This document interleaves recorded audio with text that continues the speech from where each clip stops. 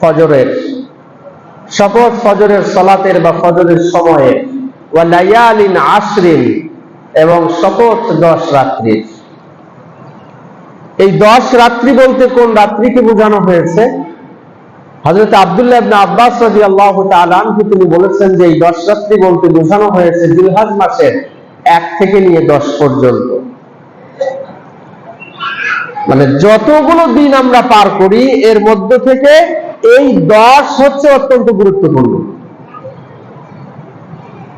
এর একটি প্রমাণ আল্লাহ রাসূল সাল্লাল্লাহু আলাইহি ওয়াসাল্লামের গুরুত্বপূর্ণ যে হাদিস হযরত জাবের থেকে বর্ণিত।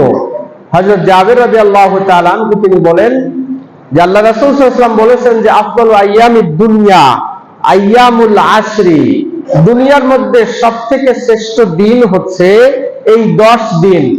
কোন 10 দিন? আশরা জিলহিজ্জাতি, জিলহজ মাসের প্রথম 10 দিন। সাহাবীরা জিজ্ঞাসা করল, ইয়া রাসূলুল্লাহ, এই 10 দিনে যে ইবাদত করা হয়, এই 10 দিন ছাড়া অন্য দিনে যদি কোনো ব্যক্তি ইবাদত করে তাহলে তার ইবাদত গুলো এই 10 দিনের ইবাদতের মতো হবে কিনা? তেনারা বললেন, যেমন জিহাদ যদি কোনো ব্যক্তি করে, এই জিহাদের মতো ইবাদতও যদি অন্য কোনো মাসে করে তাহলে এই 10 দিনের ইবাদতের সমতুল্য হবে কিনা? নবীজি বললেন, লা, না। অন্য যে কোনো মাসে যদি আল্লাহর রাস্তায় জিহাদও কোনো ব্যক্তি করে, এই মাসে যে ইবাদত গুলো আছে, নামাজ আছে, সিয়াম আছে, হজ আছে, এই ইবাদত গুলোর সমতুল্য বা এই ইবাদত গুলোর সমকক্ষ অন্য মাসে ইবাদত করলে হবে না। তবে হ্যাঁ, আল্লাহ রাসূল বললেন, ইল্লা রাজুলুন আফতারা ওয়াজহাহু ফিত তুরাব, যে ব্যক্তি আল্লাহর রাস্তায় জিহাদে বেরিয়ে পড়েছে আর জিহাদ থেকে সে জীবিত ফেরত আসে নাই, বরং শহীদ হয়ে বাড়িতে প্রত্যাবর্তন করেছে, এই ব্যক্তির এই শাহাদাতটাই কেবলমাত্র এই জিলহজ মাসের ইবাদতের সমতুল্য হতে পারে। তাহলে গুরুত্বপূর্ণ একটা সময় আমরা পার করতেছি। আমরা জিলহজ মাসের এই 10 দিনকে অনেকেই গুরুত্ব দেই না। আমরা রমজানুল মুবারকের শেষ দশককে লাইলাতুল কদর ভেবে অনেকেই আমরা গুরুত্ব দিলেও জিলহজ মাসের এই দিনগুলোকে অনেকেই আমরা গুরুত্ব দেই না। আমাদের সময় কেটে যায় বাজারে, আমাদের সময় কেটে যায় কেনাকাটা, গরু ছাগলের জন্য বিভিন্ন হাটে, বিভিন্ন বন্দরে, এগুলোতেই আমাদের সময় কেটে যায়। অহেতুক আমরা অনেকেই এরকম একটি সময় নষ্ট করি, অথচ এই দিনগুলো অত্যন্ত গুরুত্বপূর্ণ। সালাফে সালেহিনগণ 3 দশককে অত্যন্ত গুরুত্ব দিতেন। 3টা 10, 3টা এরকম মাস আছে যে মাসের 10 দিন করে তেনারা গুরুত্ব দিতেন। 1 মুহররম মাসের 1 তারিখ থেকে নিয়ে 10 তারিখ পর্যন্ত, এটা অত্যন্ত গুরুত্বপূর্ণ সময়। 2 রমজানুল মুবারকের শেষ দশক, অর্থাৎ শেষ দশকে যে লাইলাতুল কদরের কথা বলা হয়েছে। 3 এরপরে জিলহজ মাসের 1 তারিখ থেকে নিয়ে 10 তারিখ পর্যন্ত, এই 10-10 করে 3টি মাস অত্যন্ত গুরুত্ব দেওয়া হতো। মুহররম মাসে কি ঘটছে, যেটা সামনে আসবে, জিলহজ মাসের পরেই মুহররম মাস আসবে। এই মুহররম মাস আশুরার সিয়াম আছে, এই সিয়ামের গুরুত্ব আল্লাহ রাসূল সাল্লাল্লাহু আলাইহি ওয়াসাল্লাম দিতেন। রমজানের শেষ দশক, লাইলাতুল কদর যেই শেষ দশকে আছে, এটাকেও সালাফে সালেহিনগণ অত্যন্ত গুরুত্ব দিতেন। আর এই জিলহজ মাসের 1 তারিখ থেকে নিয়ে 10 তারিখ পর্যন্ত এটাও আল্লাহ রাসূল গুরুত্ব দিতেন। কেন এত গুরুত্ব? এই সময়টার গুরুত্ব কেন এত বেশি? আল্লামা ইবনে হাজার আল আসকালানী রাহিমাহুল্লাহ তিনি বলেছেন, ওয়াল্লাযী ইয়াজহারু আন্না সাবাবা ফি ইমতিয়াজি আশরি যিলহিজ্জাতি লিমাকানি ইজতিমাই উম্মাহাতিল ইবাদাহ ফীহি ওয়া হিয়া সালাত ওয়াস সিয়াম ওয়াস সাদাকা ওয়াল হজ ওয়া লা ইয়াতাআত্তা ফি যালিকা ফি গায়রিহি। এই 10 দিনের গুরুত্বের কারণ তিনি বলেছেন, যে এই 10 দিনের মধ্যে ইসলামের মৌলিক যে ইবাদত গুলো আছে, এই মৌলিক ইবাদত গুলোর সমাবেশ ঘটে, অর্থাৎ একসাথে এতগুলো ইবাদত করা যায়। যেমন জিলহজ মাসে সালাত আছে, মৃত্যুর আগ পর্যন্ত আপনার জীবনে সালাত থাকবে। সিয়ামও রাখা যায়, 1 থেকে নিয়ে আপনার 9 তারিখ পর্যন্ত আপনি সিয়াম রাখতে পারেন। এরপরে সাদাকা দান আছে, কুরবানি আছে, ওয়াল হজ এবং হজও আছে। আপনি অন্য মাসগুলোতে হয়তো একসাথে এতগুলো ইবাদত আপনি পাবেন না, অন্য মাসগুলোতে একসাথে এত ইবাদত আপনি পাবেন না। যেহেতু জিলহজ মাসে এতগুলো ইবাদত করা যায়, এই কারণে জিলহজের এই প্রথম 10 দিনের গুরুত্ব আল্লাহর রাসূল সাল্লাল্লাহু আলাইহি ওয়াসাল্লাম দিয়েছেন। প্রিয় উপস্থিতি, এই জিলহজ মাসের অন্যান্য ফজিলত যদি নাও থাকতো, শুধুমাত্র একটা ফজিলতের কারণেই এই জিলহজ মাসের গুরুত্ব অনেক বেশি হতো। সেটি কি? সেটি হচ্ছে আরাফার সিয়াম। জিলহজ মাসে আরাফার সিয়াম। হাজী সাহেবরা সৌদি আরবের 9 তারিখে ঈদের আগের দিন আরাফার মাঠে অবস্থান করেন। এই আরাফার মাঠকে কেন্দ্র করে আল্লাহ পাক রব্বুল আলামিন আরাফাবাসীদেরকে মাফ করেন, যারা হজে আছে তাদেরকে মাফ করেন। পাশাপাশি এই আরাফার হাজীদেরকে অনুসরণ করে যারা সিয়াম পালন করে, হাজীরা সিয়াম পালন করবে না, কিন্তু সৌদি আরবের বাহিরে যারা আছে, যারা হজের বাহিরে আছে, তারা একটি সিয়াম পালন করবে। এই সিয়াম পালন করার কারণে আল্লাহ রাসূল সাল্লাল্লাহু আলাইহি ওয়াসাল্লাম বলেছেন যে পূর্বের এবং পরের 1 বছরের গুনাহগুলোকে আল্লাহ পাক রব্বুল আলামিন মাফ করে দেন। একটি ফজিলতেই যথেষ্ট। আপনার পূর্বের এবং সামনের 1 বছরের আপনার গুনাহগুলোকে আল্লাহ সুবহানাহু ওয়া তাআলা ক্ষমা করে দিবেন। আল্লাহ রাসূল সাল্লাল্লাহু আলাইহি ওয়াসাল্লাম কয়েকটা সিয়ামকে ছাড়তেন না, তার মধ্যে থেকে একটা হলো আরাফার সিয়াম। আল্লাহ রাসূলের সাহাবী হযরত আয়েশা সিদ্দিকা রাদিয়াল্লাহু তাআলা আনহা তিনি বলেন, কানা রাসূলুল্লাহ সাল্লাল্লাহু আলাইহি ওয়াসাল্লাম ইয়াসুমু 9 দিল হিজ্জাতি। নবী করিম সাল্লাল্লাহু আলাইহি ওয়াসাল্লাম জিলহজ মাসের 9 তারিখ পর্যন্ত সিয়াম রাখতেন। 1 থেকে নিয়ে 9 অথবা 9ম তারিখের যে সিয়াম, 9 জিলহজ আরাফার সিয়াম রাখতেন। ওয়া ইয়াউমা আশুরা 10ই মুহররমের সিয়াম রাখতেন। ওয়া সালাসাতা আইয়ামিন মিন কুল্লি শাহরিন, এবং প্রত্যেক মাসেই 13, 14, 15 এই সিয়াম তিনি রাখতেন। অন্য হাদিসের মধ্যে আসছে বৃহস্পতিবার এবং সোমবারের সিয়ামও তিনি রাখতেন। কেন সিয়াম রাখতেন? এই সিয়ামগুলো নফল, এই সিয়ামগুলো সুন্নাহ। এগুলো রাখতেন কেন? আল্লাহ রাসূল বলেছেন, মা মিন আবদিন ইয়াসুমু ইয়াওমান ফি সাবিলিল্লাহ ইল্লা বা'দাল্লাহু বিযালিকাল ইয়াউমি ওয়াজহাহু আনিন নারি 70 খরিফা। কারণ একটা সিয়াম কেউ যদি আল্লাহকে রাজি এবং খুশি করার উদ্দেশ্যে রাখে, তাহলে এই একটা সিয়ামের কারণে তার দূরত্ব জাহান্নাম থেকে 70 বছরের হয়ে যাবে। আর একটা মানুষ যদি জাহান্নাম থেকে 70 বছরের দূরত্ব অবস্থান করে, তার কি জাহান্নামে যাওয়ার কোনো সুযোগ আছে? সুযোগ নেই। অত্যন্ত গুরুত্বপূর্ণ।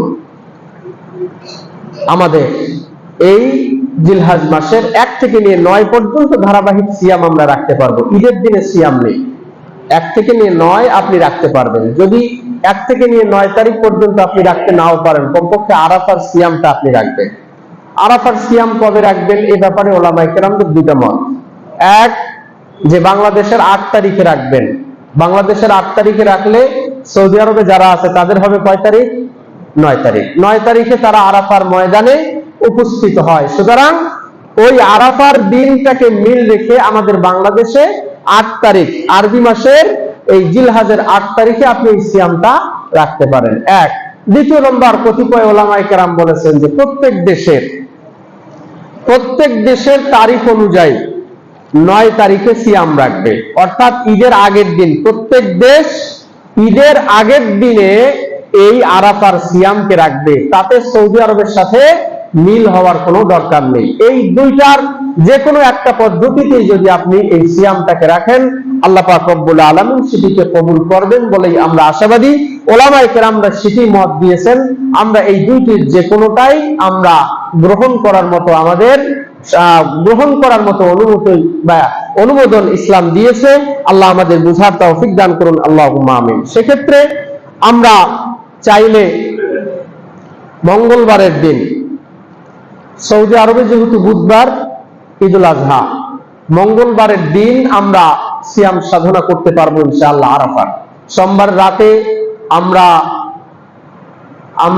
সোমবার রাতে আমরা সাহারি খাবো, মঙ্গলবারের দিন আমরা সিয়াম রাখতে পারবো, অথবা মঙ্গলবারের দিন আমরা সাহারি খাবো আর বুধবারের দিনে আমরা এই সিয়ামটাকে রাখতে পারি। আল্লাহু তাআলা আ'লামু বিস-সাওয়াব। প্রিয় উপস্থিতি,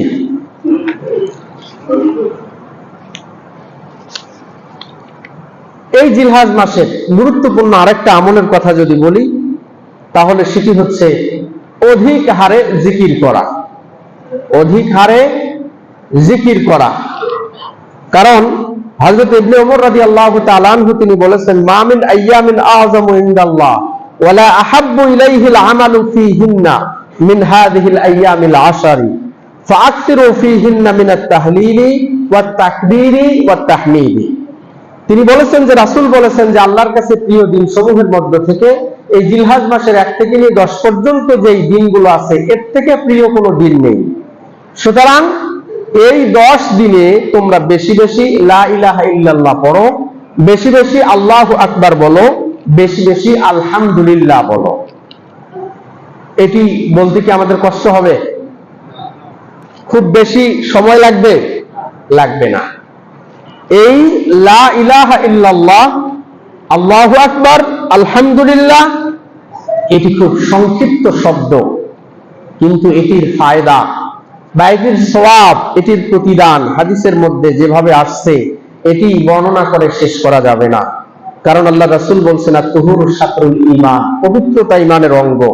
আলহামদুলিল্লাহ তামলাউল মিজান, আলহামদুলিল্লাহ শব্দটা মিজানের পাল্লাকে ভারী করে। সুবহানাল্লাহ ওয়ালহামদুলিল্লাহ তামলাআনে আও তামলাউ মা বাইনাস সামাওয়াতি ওয়াল আরদ, আসমান এবং জমিনের মাঝখানে যে ফাঁকা জায়গা আছে, এই সুবহানাল্লাহ আলহামদুলিল্লাহ বললে আল্লাহ পাক রব্বুল আলামিন সওয়াবের মাধ্যমে পরিপূর্ণ করে দেন। সুতরাং অহেতুক গল্পগুজব, অহেতুক আড্ডা, অহেতুক সময় নষ্ট না করে বরং এই বিশেষ করে এই জিলহজের এই 10 দিনে এই গুরুত্বপূর্ণ আল্লাহু আকবার, লা ইলাহা ইল্লাল্লাহ, সুবহানাল্লাহ, আলহামদুলিল্লাহ, এটি বেশি বেশি পাঠ করা উচিত। আল্লাহ আমাদের সকলকেই বুঝার তৌফিক দান করুন, আল্লাহুম্মা আমিন। হযরত আব্দুল্লাহ ইবনে মাসউদ বলেন যে আল্লাহ রাসূল সাল্লাল্লাহু আলাইহি ওয়াসাল্লাম বলেছেন যে মেরাজের রজনীতে হযরত ইব্রাহিম আলাইহিস সালাতু ওয়াস সালামের সাথে আমার দেখা হলো। হযরত ইব্রাহিম আলাইহিস সালাতু ওয়াস সালাম আমাদের রাসূল সাল্লাল্লাহু আলাইহি ওয়াসাল্লামকে বললেন যে আকরি উম্মাতাকা মিন্নি আসসালাম, আপনি পৃথিবীতে যাওয়ার পরে আমার উম্মতকে সালাম দিবেন। কত বড় সৌভাগ্যবান আমরা যে নবী ইব্রাহিম আলাইহিস সালাতু ওয়াস সালামের মতো নবী আমাদেরকে সালাম দিয়েছেন, যে শান্তির বাণী আপনি আপনার উম্মতকে পৌঁছিয়ে দিবেন। ওয়াখবিরহুম, তাদেরকে একটু সংবাদ দিবেন, আন্নাল জান্নাতা তাইয়্যিবাতুত তুরবা, যে জান্নাতের মাটি অত্যন্ত ভালো, অত্যন্ত উর্বর। জান্নাতের মাটি অত্যন্ত উর্বর। ওয়া আন্নাহা কিয়ানুন, সমতল ভূমি। গিরাসুহা সুবহানাল্লাহ ওয়ালহামদুলিল্লাহ ওয়ালা ইলাহা ইল্লাল্লাহু আল্লাহু আকবার। সমতল ভূমি, উর্বর ভূমি, এরকম ভূমিতে যদি আপনি বৃক্ষরোপণ করেন, গাছ লাগান, সেই গাছ খুব দ্রুত বাড়বে এবং সেই গাছ খুব দ্রুত ফল দিবে। তো নবী ইব্রাহিম আলাইহিস সালাতু ওয়াস সালাম বললেন আপনার উম্মতকে বলবেন, এরকম জমিনের মধ্যে যদি তারা গাছ লাগাতে চায়, জান্নাতের মধ্যে যদি গাছ লাগাতে চায়, তাহলে তারা যেন পড়ে সুবহানাল্লাহ ওয়ালহামদুলিল্লাহ ওয়ালা ইলাহা ইল্লাল্লাহু আল্লাহু আকবার। এগুলো পড়লে জান্নাতের মধ্যে গাছ হবে। তো জান্নাতের মধ্যে গাছ হবে মানে কি? জান্নাত অন্য কাউকে দিবে আর আপনি অন্য জায়গায় থাকবেন না, সেই জান্নাতের মালিক আল্লাহ পাক রব্বুল আলামিন আপনাকে বানিয়ে দিবে। সুতরাং এই জিলহজের এই 10 দিনে বেশি বেশি তাকবীর, তাহমিদ এবং লা ইলাহা ইল্লাল্লাহ আপনারা পাঠ করবেন। বিশেষ করে 1 থেকে নিয়ে 10 তারিখ পর্যন্ত, 13 তারিখ পর্যন্ত, যদি 1 থেকে 13 তারিখ নাও হয়, কমপক্ষে আরাফার দিনের ফজরের পর থেকে নিয়ে আপনার 13 তারিখের আসর পর্যন্ত এই তাকবীরটা পড়তেই হবে। এখন থেকে শুরু করতে পারেন, সম্মিলিতভাবে পড়ার দরকার নেই। তবে আপনি প্রত্যেক নামাজের পরে ইমাম সাহেব যদি একবার উচ্চ স্বরে পড়ে, আর এটা দেখে যদি অন্য মুসল্লিদের স্মরণ হয়ে যায় যে না আমাকেও পড়তে হবে, তাহলে এরকম পদ্ধতিতে আপনি পড়তে পারেন।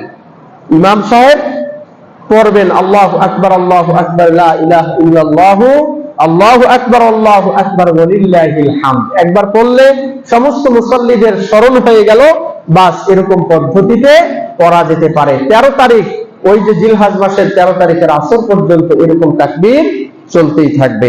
আল্লাহ আমাদের বোঝার তৌফিক দান করুন, আল্লাহুম্মা আমিন। প্রিয় উপস্থিতি, তাহলে এই জিলহজের এই দিনগুলোকে হেলায় ফেলায় না কাটিয়ে বরং ইবাদতের মধ্যেই কাটানো আমাদের জন্য উচিত। আল্লাহ আমাদের সকলকেই বোঝার তৌফিক দান করুন, আল্লাহুম্মা আমিন। প্রিয় উপস্থিতি, এই জিলহজের গুরুত্বপূর্ণ একটি ইবাদত হচ্ছে কুরবানি। গুরুত্বপূর্ণ ইবাদত কুরবানি, বর্তমান যেটি চলছে, প্রত্যেকবার কোরবানি আসলেই এই ইবাদতের সাথে সারা পৃথিবীর মুসলিমরা জড়িত হয়। যদিও এই পৃথিবীর মধ্যে কিছু নির্যাতিত মুসলিম আছে যারা স্বাচ্ছন্দ্যে, সানন্দে তারা এরকম গুরুত্বপূর্ণ নবী ইব্রাহিম আলাইহিস সালাতু ওয়াস সালামের এই সুন্নাহকে বাস্তবায়ন করতে পারতেছে না। যেরকম আমাদের প্রতিবেশী দেশ ইন্ডিয়াতে, সেই পশ্চিমবঙ্গে আমাদের মুসলিমরা নির্যাতিত হচ্ছে। গরু জবাইয়ের কারণে তাদেরকে প্রতিনিয়ত তাদের উপর হামলা এবং তাদের উপর বিভিন্ন রকমের নির্যাতন করা হচ্ছে। এবং আমাদের পশ্চিমবঙ্গের যে সমস্ত মুসলিম মা বোনরা আছে তারা প্রতিনিয়ত তারা হামলার শিকার হচ্ছে, ইজ্জতের উপর, আবরুর উপর তারা হামলার শিকার হচ্ছে। এগুলো পেপার, পত্রিকা এবং বিভিন্ন মিডিয়ার সুবাদে আমরা জানতে পারতেছি। অথচ পৃথিবীতে যারা মানবতার ফেরি করে বের হয়, যারা বলে যে আমরা হচ্ছি মানবতাশীল সম্প্রদায়, আমরা মানবতার কথা বলি, তাদের মানবতার যে স্লোগান হওয়া উচিত ছিল যে পৃথিবীতে যে যত মানুষই আছে প্রত্যেকেই তাদের ধর্ম সুন্দরভাবে তারা পালন করতে পারবে, ধর্মীয় আচার আচরণ তারা সুন্দরভাবে পালন করতে পারবে, কেউ কাউকে বাধা দিবে না। কিন্তু আপনি দেখবেন যে পৃথিবীতে যেখানেই মুসলিম দেশ আছে, মুসলিম কান্ট্রি আছে, সেই মুসলিম কান্ট্রি প্রত্যেক অমুসলিমকে তাদের ধর্ম পালনের সুন্দর যে সুযোগ এবং সিস্টেম তৈরি করে দেয়, অন্য কোন ধর্মের মানুষ এই সুন্দর সিস্টেম মুসলমানদের জন্য তারা পালন করতে দেয় না। মুসলিমরা দেয়, কিন্তু অমুসলিমরা মুসলিমদেরকে পদে পদে তারা নির্যাতন করে। আচ্ছা আপনি বলুন, আমাদের বাংলাদেশের মধ্যে কত হিন্দু আছে? হিন্দু আছে না? তারা পূজার সময় পূজা করে, মুসলিমরা কি কোনোভাবে বাধা দেয়? বাধা দেয় না। বরং বাংলাদেশের কালচার তো একটা সময় এরকম আমরা দেখতে পেলাম যে অমুসলিমদের বা হিন্দুদের মন্দিরকে পাহারা দিল কে? মুসলিমরা, যাতে কেউ আক্রমণ করতে না পারে। অথচ আমাদের সংখ্যালঘু মুসলিমরা আজকে ভারতের মধ্যে তারা নির্যাতিত হচ্ছে। বাংলাদেশ থেকে ফতোয়া দেওয়া হচ্ছে যে পশ্চিমবঙ্গের মুসলিম ভাই এবং বোনেরা, আপনারা গরুর মাধ্যমে এবারে কোরবানি দিবেন না, গরুর মাধ্যমে কোরবানি দিবেন না। কারণ একজন যদি একটা গরু জবাই করে তাহলে ওই পরিবারকে নির্যাতন করে ওই হিন্দুত্ববাদী সম্প্রদায়েরা তারা তাদেরকে শেষ করে দেবে। প্রিয় উপস্থিতি, সারা পৃথিবীতেই মুসলিমরা নির্যাতিত। মুসলিমদের বিধানগুলো আজকে অবহেলিত। মুসলিমদের বিধানকে বলা হয় বর্বর, জাহেলি, মধ্যযুগীয় নিয়ম কানুন, নিয়ম নীতি। আমাদের বাংলাদেশের মধ্যেও আজকে আপনি দেখুন মুসলিমরা যদি নির্যাতিত হয় তাহলে সেই বিচারটা লেন্দি করা হয়, সেই বিচারটার কার্যক্রম খুব ধীর গতিতে। বাংলাদেশে যদি একজন হিন্দু নির্যাতিত হয় তাহলে খুব দ্রুত সেটির বিচার করা হয়।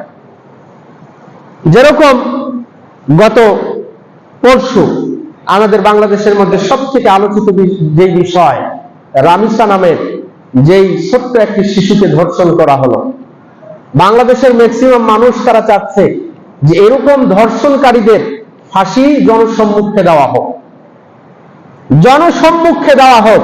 কারণ একজনকে যখন জনসম্মুখে ফাঁসি দেওয়া হবে, সমস্ত এরকম অপরাধীরা তারা সজাগ হয়ে যাবে। আপনি চিন্তা করুন, বাংলাদেশের মানুষ বা সারা পৃথিবীর মানুষ আজকে কোন যুগে বসবাস করতেছে যে একজন 7 বছর 8 বছরের কন্যা শিশু তারা ধর্ষিতা হয়। শুধু ধর্ষিতাই নয়, বরং তাদেরকে গলা কেটে হত্যা করা হয়, তাদের দেহ থেকে তাদের গলাগুলোকে আলাদা করা হয়। বাংলাদেশের মধ্যে আলোচিত একটি ঘটনা গতকালকে। আপনি চিন্তা করুন যে মানুষ কোন বর্বর যুগে চলে গেছে। আপনার আমার যে কন্যা সন্তান আছে তাদেরকে কিভাবে আপনি পাহারা দিবেন? এই গণতন্ত্র, বর্তমান যে গণতান্ত্রিক পদ্ধতি, এই পদ্ধতি আমাদেরকে মুক্তি এবং নাজাত দিতে পারবে না। এই নাজাত দিবে না, এই সিস্টেম এই দেশের মধ্যে শান্তি দিতে পারবে না। শান্তি একমাত্র দিতে পারবে কোরআনের বিধান। যে কোরআনের মধ্যে বলা আছে এই সমস্ত ধর্ষকদেরকে প্রকাশ্যে ফাঁসি দিতে হবে, তাদেরকে হত্যা করতে হবে। আমাদের বাংলাদেশের ঊর্ধ্বতন একজন কর্মকর্তাকে গতকালকে যখন জিজ্ঞাসা করা হলো যে বাংলাদেশের মানুষ বা অধিকাংশ মানুষ তারা চাচ্ছে যে এই সমস্ত ধর্ষক বা রামিসার এই হত্যাকারী এবং ধর্ষণকারীকে প্রকাশ্যে জনসম্মুখে তাকে হত্যা করা হোক, বলছে আমরা মধ্যযুগে বসবাস করছি না, বর্তমান আমরা আধুনিক যুগে বসবাস করতেছি। লজ্জা লাগে আমাদের। নির্বাচনের আগে বলে তারা মদিনার সনদের মধ্যে দেশ চালাবে, মদিনার সনদ দিয়ে দেশ চালাবে, অথচ ভোট পেরিয়ে গেলে তারা এই মদিনার সনদ, কোরআনের আইন এবং হাদিসের আইনকে তারা মধ্যযুগীয় বর্বরতা বলে তারা কটাক্ষ করে। প্রিয় উপস্থিতি, কোরআন এবং হাদিস বলে ধর্ষণকারী, এই হত্যাকারীকে প্রকাশ্যে ফাঁসি দিতে হবে। এই প্রকাশ্যে ফাঁসি দেওয়া, হত্যা করা এটা কোরআনের আইন। সুতরাং যেই ঊর্ধ্বতন কর্মকর্তা এই কথা বলেছে যে আমরা বর্তমানে আধুনিক যুগে বসবাস করতেছি, মধ্যযুগে বসবাস আমরা করছি না, প্রকার অন্তরে তিনি কোরআনের আইনকে অবমাননা করেছেন। তিনি যদি তওবা না করেন তাহলে তাকেও মুসলিম বলার কোনো সুযোগ নেই। কারণ কোরআনের একটা বিধান তো দূরের কথা, কোরআনুল কারীমের একটা আয়াত তো দূরের কথা, কোরআনুল কারীমের একটা নোক্তাকেও যদি কোনো ব্যক্তি অবিশ্বাস করে তাহলে সেই ব্যক্তি মুসলিম হতে পারে না। প্রিয় উপস্থিতি, একটা জিনিস মাথায় ঢুকিয়ে নিতে হবে, একমাত্র কোরআনের বিধানই পারে এই বিশ্ব মানবতাকে শান্তি দিতে। এই বিশ্বের মানুষকে শান্তি এবং নিরাপত্তা দিতে পারে কোরআনুল কারীমের আইন। আল্লাহ আমাদের বুঝার তৌফিক দান করুন এবং প্রত্যেক মা বোন এবং আমাদের সন্তানকে আল্লাহ পাক রব্বুল আলামিন নিরাপত্তার চাদরে আবৃত করুন, আল্লাহুম্মা আমিন। প্রিয় উপস্থিতি, কুরবানি সম্পর্কে আল্লাহ পাক রব্বুল আলামিন বলেছেন যে প্রত্যেক উম্মতকে, প্রত্যেক জাতিকে নির্ধারিত কিছু ইবাদতের নিয়ম এবং পদ্ধতি আল্লাহ পাক রব্বুল আলামিন শিক্ষা দিয়েছেন। তার মধ্য থেকে একটি হচ্ছে কুরবানি। এই কুরবানি নির্ধারিত একটি আমল, নির্ধারিত একটি বিষয় যেটি আল্লাহ পাক রব্বুল আলামিন আমাদেরকে দান করেছেন। প্রিয় উপস্থিতি, আমাদেরকে তো আল্লাহ পাক রব্বুল আলামিন বিনা কারণে সৃষ্টি করেন নাই। পৃথিবীতে কোনো কিছুকেই আল্লাহ পাক রব্বুল আলামিন বিনা কারণে সৃষ্টি করেন নাই। আমাদেরকে তো দূরের কথা, আমাদেরকে সৃষ্টি করেছেন কি জন্য? লিয়াবুদুন, ইবাদত করার জন্য। আমাদেরকে ইবাদত করার জন্য সৃষ্টি করেছেন। ইবাদতটা হবে তার জন্য, আল্লাহর জন্য। শুধু আমাদের ইবাদত নয়, বরং আমাদের জান মাল, সন্তান সন্ততি, আত্মীয় স্বজন, বন্ধু বান্ধব, সম্পর্ক, উঠা বসা, চলা ফেরা, খাওয়া দাওয়া, জাগ্রত হওয়া, ঘুমানো এবং জীবিত থাকা এবং মরা, সবগুলো হবে তার জন্য, আল্লাহর জন্য। আল্লাহ বলছেন কুল ইন্না সলাতি ওয়া নুসুকি ওয়া মাহইয়ায়া ওয়া মামাতি লিল্লাহি রাব্বিল আলামিন। হে রাসূল, আপনি বলুন, নিশ্চয় আমার সালাত, আমার কুরবানি, আমার জীবিত থাকা, আমার মৃত্যুবরণ করা, এগুলো সব হচ্ছে বিশ্বজাহানের প্রতিপালক মহান আল্লাহ সুবহানাহু ওয়া তাআলার জন্য। কুরবানিও এমন একটি ইবাদত যেটি শুধুমাত্র কার জন্য হবে? আল্লাহর জন্য হবে। কুরবানি কোনো মানুষের জন্য হবে না, কুরবানি কোনো মানুষকে দেখানোর উদ্দেশ্য হবে না, বরং কুরবানি হবে একমাত্র আল্লাহ পাক রব্বুল আলামিনের জন্য। কুরবানির ইতিহাস আমরা জানি। মানুষ সৃষ্টির যত বয়স, কুরবানির বয়সও তত। হযরত আদম আলাইহিস সালাতু ওয়াস সালামের দুই সন্তান হাবিল কাবিল, যখন তারা বিবাদে লিপ্ত হলো, আল্লাহ পাক রব্বুল আলামিন তাদেরকে বললেন, তোমরা কুরবানি করো। দুই ভাইয়ের মধ্য থেকে একজন ভাইয়ের কোরবানি আল্লাহ কবুল করলেন, আরেকজনের কোরবানি কবুল করলেন না। এই কথাটি আল্লাহ পাক রব্বুল আলামিন কোরআনুল কারীমের মধ্যে বলেছেন, ওয়াতলু আলাইহিম নাবা আবনাই আদম বিল হক ইয কাররাবা কুরবানান ফাতুকুব্বিলা মিন আহাদিহিমা ওয়া লাম ইউতাকাব্বাল মিনাল আখার। হে রাসূল, আপনি কিছু আলোচনা করুন। কার ব্যাপারে? আদম আলাইহিস সালাতু ওয়াস সালামের ওই দুই সন্তানের ব্যাপারে। যখন তারা কুরবানি করলো, একজনের কোরবানিকে আল্লাহ কবুল করলেন, আরেকজনের কোরবানিকে আল্লাহ কবুল করলেন না। হাবিলের কোরবানিকে কবুল করলেন, কাবিলের কোরবানিকে কবুল করলেন না। কেন কবুল করলেন না? তার চিন্তা চেতনা, তার যেই কোরবানির পদ্ধতি, এটি আল্লাহর জন্য ছিল না, এটি দুনিয়াবি একটা স্বার্থ হাসিল করার জন্য তার এই কোরবানি ছিল। আল্লাহ কবুল করেননি।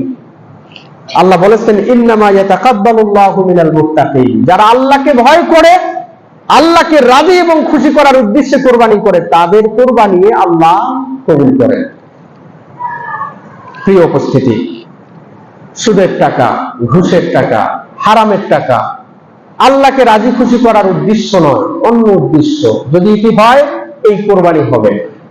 এটি শুধুমাত্র গোশত খাওয়া হবে, কোরবানি আল্লাহ পাক রব্বুল আলামিন কবুল করবেন না।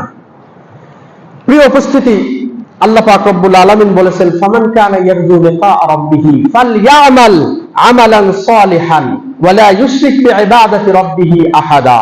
যে ব্যক্তি আল্লাহর সাথে সাক্ষাৎ করার ইচ্ছা পোষণ করে, আমরা প্রত্যেক মুমিন এবং মুসলিম চাই যেন কিয়ামতের ময়দানে আল্লাহ পাক রব্বুল আলামিনের দিদার হয়। আমাদের এই তামান্না আছে না? আচ্ছা, আল্লাহ পাক রব্বুল আলামিন শর্ত করে দিলেন, ফালইয়ামাল আমালান সালিহা, সে যেন আমলে সালেহ করে, ভালো কাজ করে, নেক কাজ করে। ওয়ালা ইউশরিক বিইবাদাতি রাব্বিহি আহাদা, তার এই ইবাদতের সাথে অন্য কোনো শরীক যেন সে সাব্যস্ত না করে। প্রিয় উপস্থিতি, আমলে সালেহ, সৎ কাজ কোনটা? যেটা আল্লাহর জন্য হয়। দুই, যেটা রাসূল সাল্লাল্লাহু আলাইহি ওয়াসাল্লামের সুন্নাহ মোতাবেক হয়। এই দুইটা শর্ত যদি পাওয়া যায়, এক আল্লাহর জন্য হবে, দুই রাসূল সাল্লাল্লাহু আলাইহি ওয়াসাল্লামের নিয়ম নীতি মোতাবেক হবে। এই দুই শর্ত পাওয়া গেলে এটা হচ্ছে আমলে সালেহ। এখন আমার যেই কোরবানি, এই কোরবানির ভিতরে এই দুইটা জিনিস থাকতে হবে। এক, আল্লাহর জন্যই আমি করব। দুই, রাসূল সাল্লাল্লাহু আলাইহি ওয়াসাল্লামের সুন্নাহ মোতাবেক। রাসূল সাল্লাল্লাহু আলাইহি ওয়াসাল্লামের সুন্নাহ মোতাবেক মানে হালাল টাকা হতে হবে, আপনার টাকা হালাল হতে হবে। হালাল টাকার যদি হয় সেটি হবে। রাসূল যেই পদ্ধতিতে কোরবানি করার কথা বলেছেন সেই পদ্ধতিতে হতে হবে, তাহলেই আপনার কোরবানি হবে। প্রিয় উপস্থিতি, কোরবানি একটি বস্তুকে আমরা করি, একটি প্রাণীকে আমরা করি, কিন্তু আল্লাহ পাক রব্বুল আলামিন প্রথম হযরত ইব্রাহিম আলাইহিস সালাতু ওয়াস সালামকে বলেছিলেন কাকে জবাই করার জন্য? নিজের সন্তানকে জবাই করার জন্য।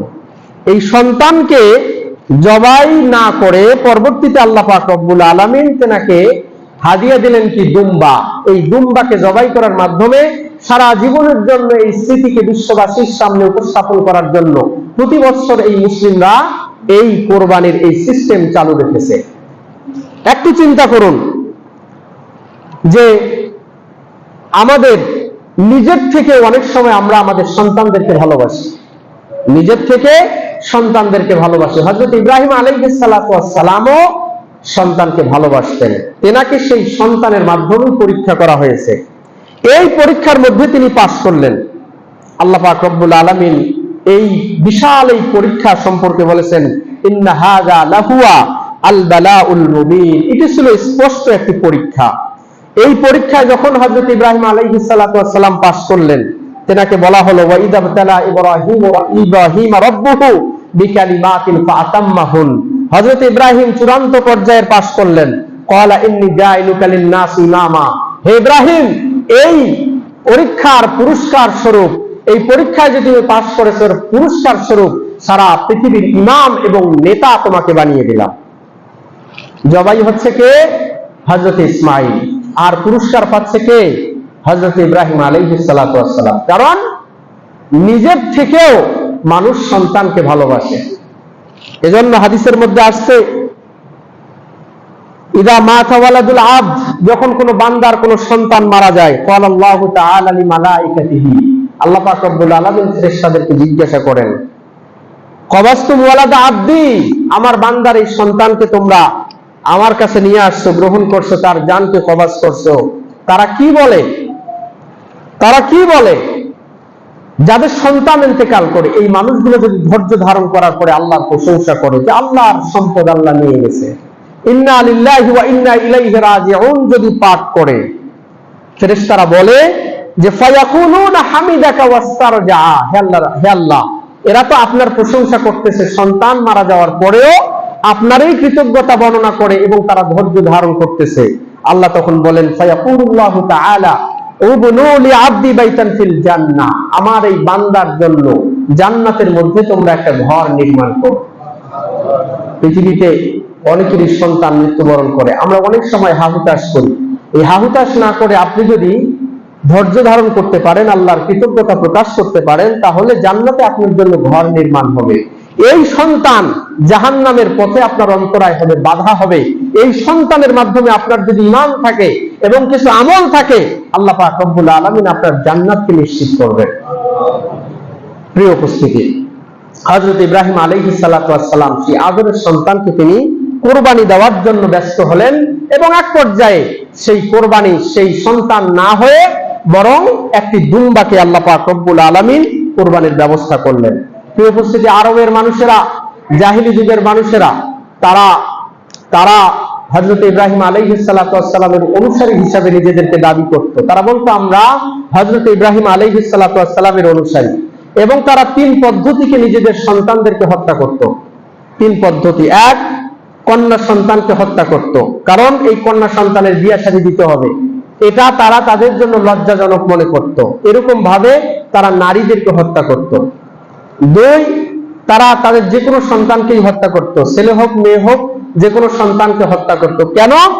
যে এই সন্তানকে খাওয়াবে কে, এই সন্তানকে লালন পালন করবে কে, এটা আরেকটা পদ্ধতি ছিল। তৃতীয় নম্বর পদ্ধতি শয়তান তাদেরকে শিক্ষা দিয়েছিল যে হযরত ইব্রাহিম আলাইহিস সালাতু ওয়াস সালাম যেহেতু নিজের সন্তানকে তারা জবাই করছিল, জবাই করার জন্য প্রস্তুতি নিয়েছিল, এই কারণে আরবের মধ্যেও কিছু মানুষের এরকম নিয়ম নীতি ছিল। তারা আল্লাহর দরবারে মান্নত করত, আমার যদি 10টা ছেলে সন্তান হয়, 10টার মধ্যে থেকে একটাকে আমি কোরবানি করব। এরকম একটি পদ্ধতির মাধ্যমেও তারা নিজেদের সন্তানদেরকে তারা হত্যা করত। এই বিষয়টাকে আল্লাহ পাক রব্বুল আলামিন সহজ করে দিয়েছেন আমাদের জন্য। আমাদের নিজেদের সন্তানদেরকে জবাই করা লাগে না, আমাদের নিজেদের সন্তানদেরকে কোরবানি করা লাগে না। যদি এই পদ্ধতি হতো, তাহলে কত মানুষ যে আল্লাহ পাক রব্বুল আলামিনের এই বিধান থেকে পিছিয়ে থাকতো, এটার কোনো হিসাব রাখা সম্ভব নয়। আপনি পারতেন আপনার সন্তানকে জবাই করার জন্য? পারতেন। একমাত্র হযরত ইব্রাহিম আলাইহিস সালাতু ওয়াস সালামের ঈমান যাদের থাকতো, এই ঈমানদারেরাই কেবলমাত্র নিজেদের সন্তানদেরকে জবাই করতে পারত। আপনি চিন্তা করুন যে সহজ যেই দিন আল্লাহ পাক রব্বুল আলামিন আমাদেরকে দিয়েছেন, সেই দিনটাই আমরা পালন করতে পারি না। আর এই কঠিন দিনটা আমরা কিভাবে পালন করতাম? দেখুন আল্লাহ পাক রব্বুল আলামিন আমাদের জন্য কত সহজ করেছেন। এই কথাগুলো ইতিপূর্বে শুনেছেন কিনা আমি জানি না, তবে আজকে নতুন বলতেছি, আমি আমার খুতবায় আমি নতুন বলতেছি। যেমন হযরত মুসা আলাইহিস সালাতু ওয়াস সালামের সম্প্রদায়কে আল্লাহ পাক রব্বুল আলামিন এরকম কঠিন একটা পরীক্ষার মধ্যে ফেলেছিলেন। তাওরাত যখন তিনি নিতে গেলেন, আল্লাহ পাক রব্বুল আলামিন তাকে নবুয়ত দিবেন। যখন দিলেন, তিনি গেলেন, বেশ কিছু তার সাথী সঙ্গীকে নিয়ে গেলেন। এদিকে হযরত হারুন আলাইহিস সালামকে প্রতিনিধি বানিয়ে প্রায় অসংখ্য বনী ইসরাইল বাসীকে তিনি রেখে গেলেন যে তুমি এদের দেখভাল করো। এক পর্যায়ে সামিরি তাদেরকে বিভ্রান্ত করলো, স্বর্ণ এবং রূপা দিয়ে একটা বাছুর বানাইলো। এই বাছুর আবার একটু শব্দ করে, এই বাছুরের পূজাতে তাদেরকে লিপ্ত করলো। 70,000 মানুষকে এই বাছুরের পূজাতে লিপ্ত করলো। হযরত মুসা আলাইহিস সালাম যখন ওখান থেকে ফিরে আসলেন, তাদেরকে শাস্তি স্বরূপ আল্লাহ পাক রব্বুল আলামিন বললেন, ওয়া ইদ ক্বালা মুসা লিকওমিহি ইয়া কওমি ইন্নাকুম যালামতুম আনফুসাকুম বিত্তিখাযিকুমুল ইজলা, তোমরা এই বাছুরের পূজা করে তোমরা অপরাধ করেছো। ফাতুবু ইলা বারিকুম, সুতরাং তোমরা আল্লাহ পাক রব্বুল আলামিনের দরবারে তওবা করো। তওবার পদ্ধতি কি? আমরা তো যে কোনো জিনিস থেকে ফিরে আসার জন্য আল্লাহর কাছে কান্নাকাটি করলাম, হ্যাঁ, এরপরে হচ্ছে যে কোনো জিনিস যদি কারো কাছ থেকে নিয়ে থাকি সেই জিনিসটা ফেরত দিলাম, তওবা হয়ে গেল। যদি আল্লাহ পাক রব্বুল আলামিন কবুল করে। তাদের তওবা কি? আল্লাহ পাক রব্বুল আলামিন তাদেরকে বললেন, ফাকতুলু আনফুসাকুম, তোমাদের শাস্তি হচ্ছে তোমরা নিজেদেরকে নিজেরাই হত্যা করবে, নিজেরাই নিজেদেরকে হত্যা করবে। এটি কি চারটিখানি কথা? নিজেরা নিজেদেরকে হত্যা করা। কোন কোন তাফসীরের কিতাবের মধ্যে আসছে যে এই মানুষদের সংখ্যা ছিল প্রায় 70,000। 70,000 মানুষ নিজেরা নিজেদেরকে হত্যা করবে, এটি যা তা কথা নয়। এত কঠিন শরীয়ত আল্লাহ পাক রব্বুল আলামিন আমাদের তুলনায় তাদেরকে দিয়েছিলেন। তওবার পদ্ধতি তাদের। এখানে মুফাসসিরিনে কেরামগণ বলেছেন যে প্রথম পদ্ধতি নিজেরাই নিজেদেরকে হত্যা করবে, এটা হচ্ছে তাদের তওবা। দ্বিতীয় নম্বর পদ্ধতি হচ্ছে যে তাদেরকে কাতারবন্দি করা হলো।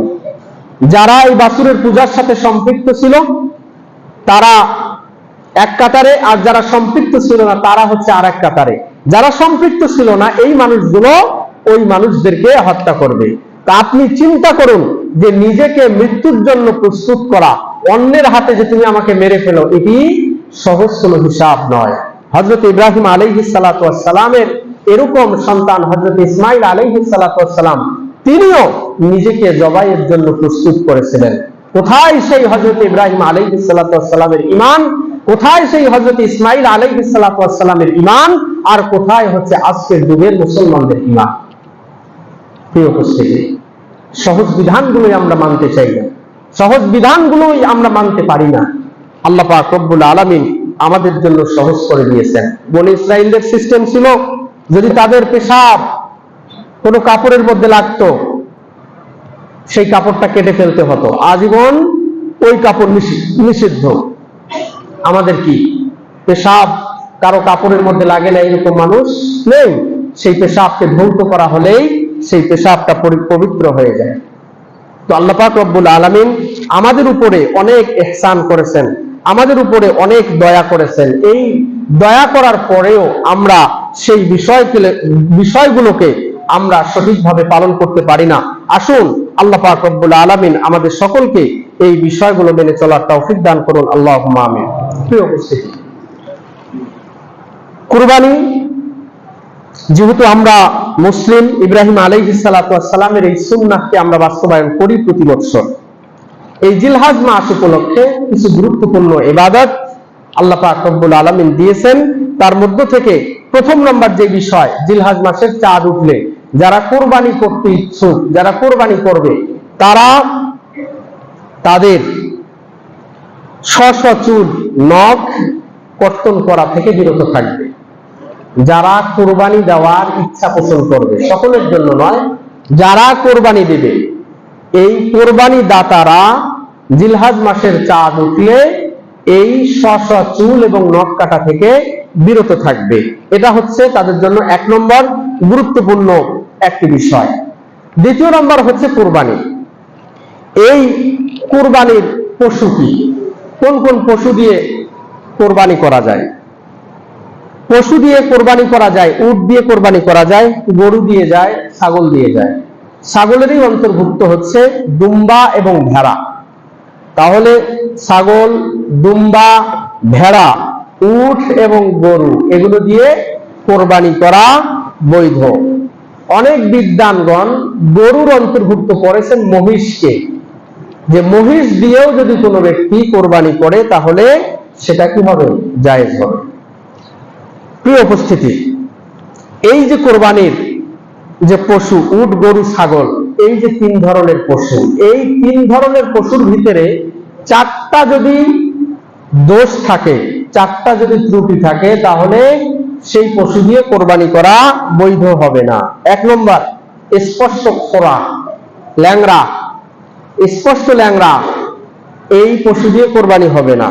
2 নম্বর হচ্ছে স্পষ্ট কানা, যদি কানা হয়, চোখে না দেখে, তাহলে এটা দিয়ে কোরবানি হবে না।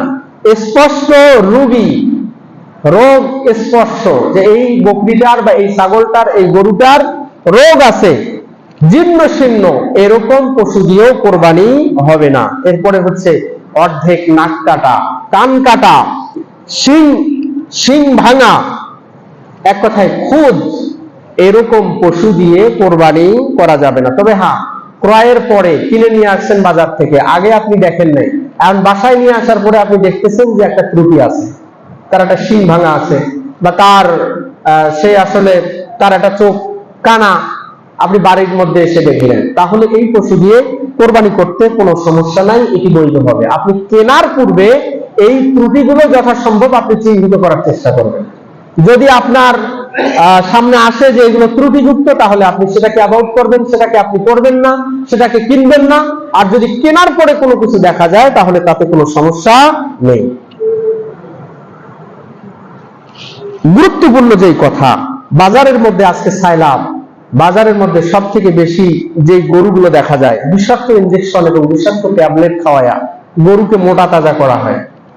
এই মোটা তাজা গরু দেখতে যত সুন্দর হোক, এই ইনজেকশন এবং ট্যাবলেটের মাধ্যমে যে সমস্ত গরুগুলোকে মোটা তাজা করা হবে, এই গরুগুলো দিয়ে আপনি কোরবানি করবেন না।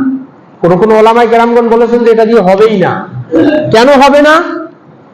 এটা তো একরকম বিষ। এই মোটা করা ট্যাবলেট এবং ইনজেকশন, এটা হচ্ছে কি বিষ। এই বিষের মাধ্যমে ফরমালিন যেরকম মানুষকে ধীরে ধীরে মৃত্যুর দিকে নিয়ে যায়, এরকম গরুর গোশত আপনাকে এক পর্যায়ে মৃত্যুর দিকে নিয়ে যাবে। আর ওয়ালা তুলকু বিআইদিকুম ইলা তাহলুকা, আর নিজেরা নিজেদেরকে ধ্বংসের দিকে নিয়ে যাওয়া, এটি কোনো মুসলমানের জন্য বৈধ নয়। সুতরাং আপনি জানলেন যে এটার মধ্যে ইনজেকশন দেওয়া আছে, এটা ট্যাবলেট খাওয়ায়া মোটা করছে, এটা আপনি ক্রয় করবেন না, এটা দিয়ে আপনি কোরবানি করার চেষ্টা করবেন না। কারণ এর মাধ্যমে মানুষের লিভার, কিডনি এবং ক্যান্সার এবং হৃদরোগ সহ নানাবিধ জটিল সমস্যা তৈরি হয়। প্রিয় উপস্থিতি, বিশেষ করে এই সমস্ত গরুর যেই হাড়গুলো আছে, এই হাড়গুলো খাওয়াটা এটি হচ্ছে অত্যন্ত বিপজ্জনক। কারণ এই বিষটা সর্বশেষ গিয়ে আপনার হাড়ের মধ্যে গিয়ে জমা হয়। এই হাড়টা যখন আপনি খাবেন, এই হাড়ের মাধ্যমে আপনার শরীরের মধ্যে যেই সমস্যাগুলোর কথা বললাম, এই সমস্যাগুলো সেখানে তৈরি হবে এবং এক পর্যায়ে আপনি মৃত্যুর দিকে এগিয়ে যাবেন। প্রিয় উপস্থিতি, পাশাপাশি বলবো, আমরা যারা গরুর যাদের আমাদের খামার আছে, আমরা যারা গরু লালন পালন করি, কোরবানির উদ্দেশ্যে যারা আমরা করি, আমরা কোনো মুসলিমকে ধোঁকা দেওয়ার উদ্দেশ্যে, আমরা মোটা তাজা করার জন্য কৃত্রিম এই সমস্ত উপায় আমরা অবলম্বন করব না। কারণ আল্লাহ রাসূল সাল্লাল্লাহু আলাইহি ওয়াসাল্লাম বলেছেন, মান গাশশা ফালাইসা মিন্না, যে ব্যক্তি মানুষকে ধোঁকা দেয় সে আমার অন্তর্ভুক্ত নয়। আপনি সাময়িক লাভের জন্য, আপনি বেশি কিছু টাকা পয়সা পাওয়ার জন্য হয়তো আপনি এই সিস্টেম করলেন, কিন্তু এটি কিয়ামতের ময়দানে ধোঁকা হিসাবেই বিবেচনা করা হবে এবং এর জাযা এবং প্রতিদান স্বরূপ আপনার জন্য জাহান্নাম নিশ্চিত হবে। আল্লাহ আমাদের সকলকে হেফাজত করুন, আল্লাহুম্মা আমিন। প্রিয় উপস্থিতি, এরপরে 3য় নম্বর যে বিষয়, মুসিন্না দ্বারা কোরবানি করা। মুসিন্না আরবি শব্দ, এটাকে আমরা এক কথায় যেটা বুঝি সেটা হচ্ছে যে দাঁতালো প্রাণী দিয়ে আমরা কোরবানি করব। এই দুধের দাঁত পড়ে যাওয়ার পরে নতুন যে দাঁত এই প্রাণীদের হয়, এটাকেই বলা হয় মুসিন্না। এই মুসিন্না দ্বারা কোরবানির ব্যাপারে বলা হয়েছে, দাঁত যাদের আছে এরকম প্রাণী দিয়ে আমরা কোরবানি করব। তবে রাসূল সাল্লাল্লাহু আলাইহি ওয়াসাল্লাম বলেছেন, যদি কষ্টকর হয়, আপনি হাটে গেছেন, দেখা যাচ্ছে যে দাঁতওয়ালা গরু পাওয়া যাচ্ছে না, যদি কষ্টকর হয় তাহলে আপনি বয়সের দিকে খেয়াল করবেন। আপনি ছাগল নিতে গেছেন, দেখা যাচ্ছে যে আপনি এরকম দাঁতালো ছাগল আপনি পাচ্ছেন না, তাহলে বয়সের দিকে খেয়াল করে আপনি সেটি করতে পারবেন। এই মুসলিমা বলতে দাঁত আপনার ছাগলের ক্ষেত্রে যদি 1 বছর হয় বয়স, ছাগলের বয়স যদি 1 বছর হয়, ভেড়ার বয়স যদি 1 বছর হয়, দুম্বার বয়স যদি 1 বছর হয়, এরকম প্রাণী দিয়ে আপনি কোরবানি করতে পারবেন। এরপরে যদি আপনি উট দিয়ে কোরবানি করেন, তাহলে 5 বছর বয়স, 6 বছরে যে পদার্পণ করছে, মানে 6 বছর বয়স যার রানী, এরকম উট দিয়ে আপনি কোরবানি করতে পারবেন।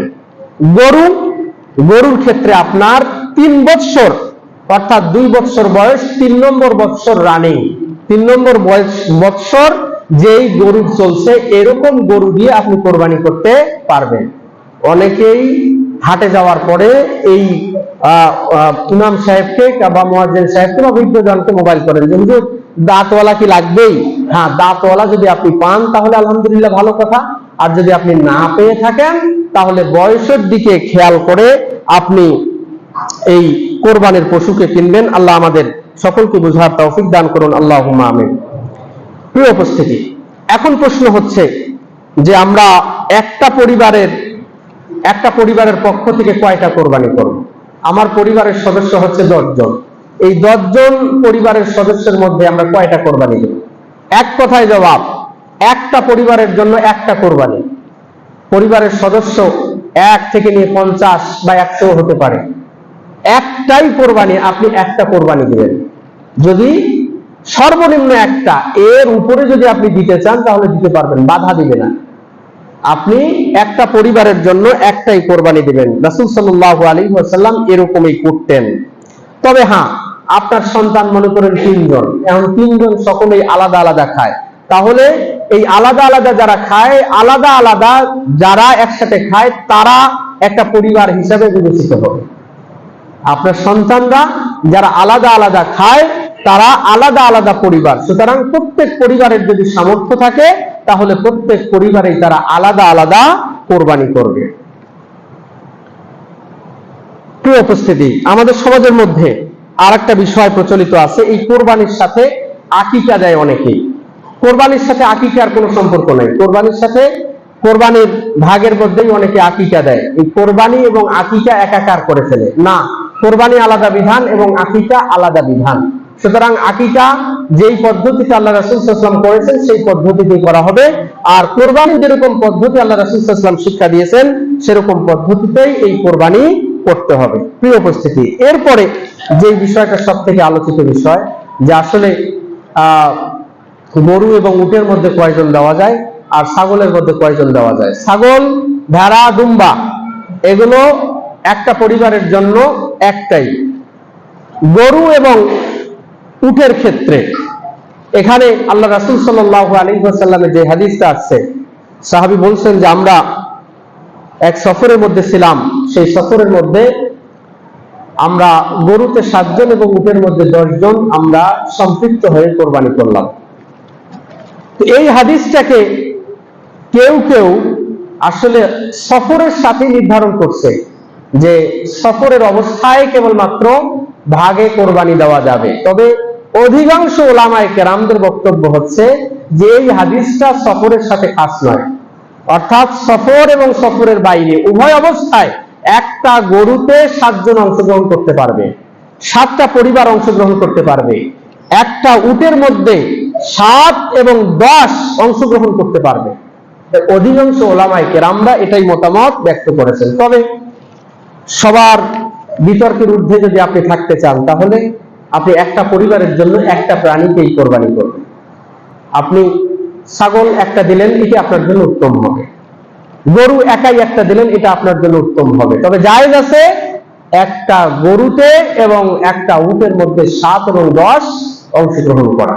গরুতে 7 জন, উটের মধ্যে 10 জন কেউ যদি অংশগ্রহণ করতে যায় করতে পারবে।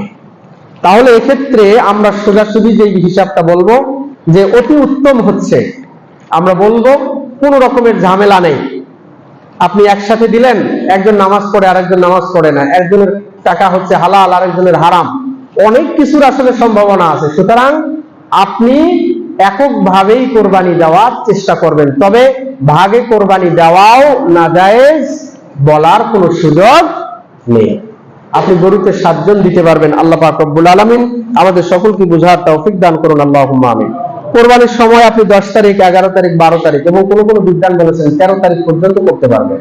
আপনি ঈদের দিনেও করতে পারবেন। ঈদের পরে আরো 3 দিন পর্যন্ত এই কোরবানির সময় আছে, আপনি কোরবানি করতে পারবেন। আল্লাহ পাক রব্বুল আলামিন আমাদের সকলকে বুঝার তৌফিক দান করুন, আল্লাহুম্মা আমিন। প্রিয় উপস্থিতি, জবাই করার জন্য সংক্ষিপ্ত দোয়া বিসমিল্লাহি আল্লাহু আকবার। বিসমিল্লাহি আল্লাহু আকবার বলে আপনি জবাই করবেন। নিজের জবাইটা নিজে করা উত্তম। নিজের কোরবানি জবাই করার সময় নিজে সেটাকে প্রত্যক্ষ করা, নিজে সেটাকে দেখা, নিজের সন্তানদেরকে দেখানো, এই দেখানো পদ্ধতি এটাও হচ্ছে একটা মুস্তাহাব বা উত্তম একটি আমল। আপনি নিজের কোরবানি নিজে করবেন এবং কোরবানির সময় আপনি সেখানে উপস্থিত থাকবেন। এই পদ্ধতিতে আপনি কোরবানি করবেন। জবাইয়ের সময় যেই দোয়া, সংক্ষিপ্ত দোয়া বিসমিল্লাহি আল্লাহু আকবার। আর যদি আপনি একটু বেশি করতে চান তাহলে বিসমিল্লাহি আল্লাহুম্মা তাকাব্বাল মিন্নি ওয়া মিন আহলি বাইতি, এই সংক্ষিপ্ত দোয়া আপনি পড়তে পারেন। এরপরে কোরবানির যে গোশত, এই কোরবানির গোশত আপনি 3 ভাগে ভাগ করতে পারেন। এটি ওয়াজিব নয়, ফরজ নয়, এটি জরুরি নয়। আপনি যদি মনে করেন যে কোরবানির গোশত 3 ভাগ করবো, 1 ভাগ আত্মীয় স্বজনকে দিব, 1 ভাগ নিজে খাবো এবং 1 ভাগ গরিব মিসকিনকে দিব, এটা উত্তম, আপনি করতে পারেন। তবে যদি না করেন, সব গোশত আপনি নিজে খেয়েছেন, আপনার এই প্রয়োজন, আপনি মনে করছেন যে সারা বছর গরু গোশত খেতে পারি না, আমি সারা বছর ধরে এই গোশত খাবো, এতে কোনো সমস্যা নেই। তবে ঈদ যেহেতু সবার সাথে সুখ এবং দুঃখকে ভাগ করে নেওয়ার একটা সময়, সুতরাং গরিব, দুঃখী এবং অসহায় আত্মীয় স্বজনদেরকেও এটা বিতরণ করা, এটি আপনার জন্য অত্যন্ত সওয়াবের কাজ হবে। আল্লাহ আমাদের সকলকেই বুঝার তৌফিক দান করুন। প্রিয় উপস্থিতি, কোরবানির গোশত কোনোভাবেই বিক্রি করা যাবে না। কোরবানির গোশত কোনোভাবেই বিক্রি করা যাবে না। কোরবানির গোশত পারিশ্রমিক হিসাবে দেওয়া যাবে না। আপনি যার কাছ থেকে চামড়া ছিলে নিয়েছেন, আপনি যদি তাকে 2 কেজি গোশত দিয়ে বলেন যে এটা তোমাকে পারিশ্রমিক হিসাবে দিলাম, তাহলে এটি আপনার জন্য জায়েজ হবে না। তবে হ্যাঁ, আপনি তাকে টাকা দিয়েছেন আলাদা করে, আর এই গোশত যদি হাদিয়া স্বরূপ দেন যে তুমি যেহেতু গরিব আমি তোমাকে এটা দিলাম, তাহলে এটা সহি আছে, এটা জায়েজ। কিন্তু টাকার বিনিময়ে আপনি তাকে ওই গোশত দিয়ে বিদায় করবেন, এটা কোনোভাবেই সহি হবে না। রাসূল সাল্লাল্লাহু আলাইহি ওয়াসাল্লাম ঈদের মাঠে যাওয়ার সময় যেই কাজটা করতেন, ঈদুল ফিতরের সময় কয়েকটা খেজুর খেয়ে তিনি যেতেন, আর ঈদুল আজহার সালাত শেষ করে এসে তিনি তারপরে কিছু খেতেন, অথবা কুরবানির গোশত দিয়েই তিনি আহার করতেন। তাহলে ঈদুল ফিতরের সুন্নত হচ্ছে কোনো কিছু খাওয়ার পরে ঈদগাহে আসা, আর ঈদুল আজহার সুন্নত হচ্ছে কোনো কিছু না খেয়ে ঈদের পরে গিয়ে খাওয়া দাওয়া করা। কোন ব্যক্তি যদি অতি উৎসাহী হয়ে যদি এরকম করে যে কোরবানির বদলে আমি মূল্যটা সদকা করে দেই, গরু কেন দিব, গরু না দিয়ে, ছাগল না দিয়ে আমি মূল্যটা সদকা করে দেই। অনেক তো আপডেট মুসলিম আছে যারা পশুদের ব্যাপারে অনেক দয়া মায়া দেখায়। তারা মনে করে যে যদি বলে যে আমি প্রাণীকে কেন হত্যা করব, এই প্রাণীর পরিবর্তে কিছু টাকা পয়সা গরিব দুঃখীদের দিয়ে দেব, এটা কি জায়েজ হবে? কখনো জায়েজ হবে না। এটি মুহাম্মদ সাল্লাল্লাহু আলাইহি ওয়াসাল্লামের শরীয়ত বিরোধী একটি আমল হিসাবে বিবেচিত হবে। প্রিয় উপস্থিতি, যেই কোরবানি সম্পর্কে এতগুলো কথা বললাম, সর্বশেষ সেই কোরবানির বিধান সম্পর্কে বলছি। কোরবানি করা এটি সুন্নতে মুআক্কাদা, রাসূল সাল্লাল্লাহু আলাইহি ওয়াসাল্লাম করেছেন। কোরবানি করা এটি ওয়াজিব কিংবা ফরজ নয়। অনেকেই মনে করে যে কোরবানি দিতেই হবে, এই কথা বলার কোনো সুযোগ নাই। হ্যাঁ, আল্লাহ রাসূল সাল্লাল্লাহু আলাইহি ওয়াসাল্লাম মদিনায় যত বছর ছিলেন তিনি কোরবানি দিয়েছেন, এটি সুন্নাত। কিন্তু ওয়াজিব বা ফরজের মতো করে নেওয়া এটি কোনোভাবে উচিত হবে না যে কোরবানি আমাকে দেওয়াই লাগবে, যেভাবেই হোক, ঋণ করে হোক, জমি বিক্রি করে হোক, বা যেভাবেই করে হোক আমাকে দিতে হবে, এই পদ্ধতি সহি নয়। এই কারণে মাঝে মাঝে হযরত আবু বকর সিদ্দিক রাদিয়াল্লাহু তাআলা আনহু এবং হযরত ওমর ফারুক এবং হযরত আব্দুল্লাহ ইবনে ওমর এবং আব্দুল্লাহ ইবনে আব্বাস রাদিয়াল্লাহু তাআলা আনহুর মতো প্রসিদ্ধ সাহাবী কখনো কখনো তেনারা কোরবানি করতেন না। কেন?